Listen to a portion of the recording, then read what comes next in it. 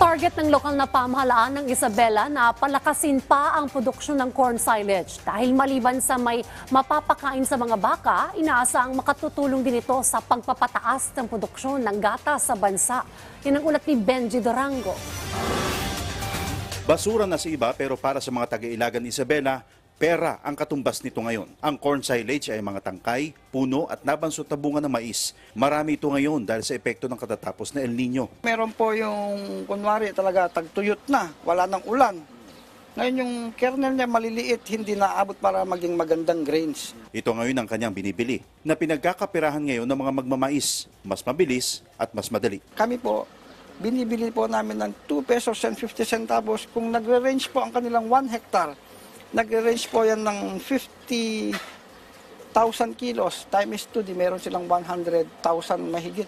Ang kapalaran ng corn silage, mauuwi dito ang bukod-tanging mechanized dairy farm sa bansa na dito lang matatagpuan sa Ilagan City. Nasa 300 piraso na imported breed ng baka ang inaalagaan dito ngayon.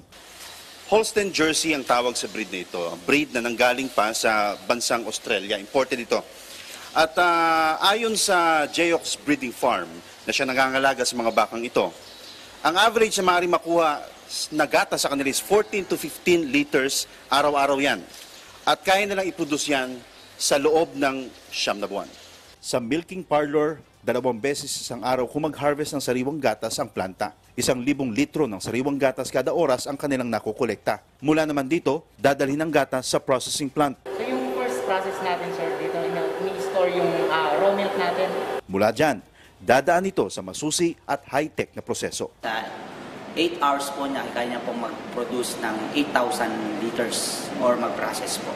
Bago maging malinis at masustansyang gatas na pwedeng inumin anumang oras. Pero kalakip na mga gatas na yan ang bumabangong kabuhayan ng corn farmers sa Ilagan. Nasa 14% ang kontribusyon ng Ilagan sa kabuuang ani ng mais sa buong bansa. Katumbas ito ng 250 metric tons na mais, kaya siya itinuturing na corn capital. Pero nitong El Nino, natuyot ang kanilang maisan. All they knew, kailangan talaga ng requirement ng tubig. Pero hindi sapat ang mga panandali ang solusyon. Yung mga natutuyot na hinarvest namin na hindi pa ripe. So nasa mga 70 days to 85 days pa lang siya, pinatpat na namin at ginawa naming silage nga. Okay. And then inorganize namin ang mga cattle raisers namin dito.